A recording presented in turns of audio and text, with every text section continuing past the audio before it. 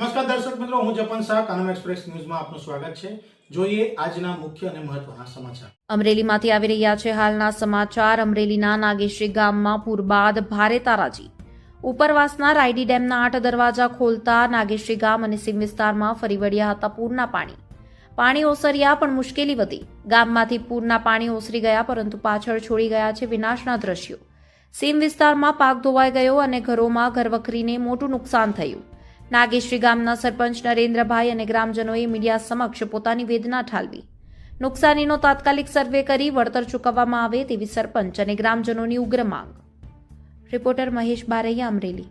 ગામે વરસાદને લીધે લગભગ ગામના બધા જ વિસ્તારોમાં ખૂબ જ પાણી આવ્યું છે ને ગામના નીચાણના વિસ્તાર સહિત નીચાણના અમુક વિસ્તારમાં પણ પાણી આવ્યું છે। છેલ્લા 10-12 વર્ષમાં એટલું પાણી ગામે જોયું નથી, એટલું પાણી આવ્યું છે। ગામના પ્લોટ વિસ્તાર, જૂનાપાદર વિસ્તાર, નેસડી વિસ્તાર, ચરાણની વાડીઓ, જૂના વિસ્તારની વાડીઓ, આ બધે ખૂબ જ નુકસાન થયું છે અને લોકોના ઘરમાં પાણી આવી ગયા છે। તો અત્યારે તો પરિસ્થિતિ અનુકૂળ થઈ છે વરસાદ બંધ રહી જતા, પણ આગળ આગાહી આપવામાં આવે છે કે અતિ ભારે વરસાદ થઈ શકે છે, તો વધારે પ્રશ્ન થશે અને વધારે વિકટ પરિસ્થિતિ થાય તેવું છે।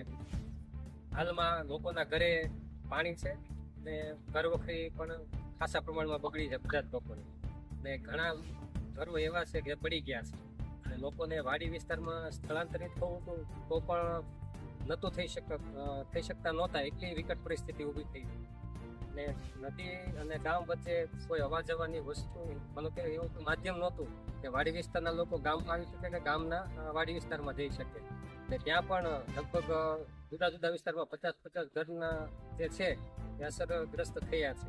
તો આમ નાગેશ્રી ગામમાં ખૂબ જ મોટું નુકસાન થયું છે ખેડૂતોને પણ અને રહેવા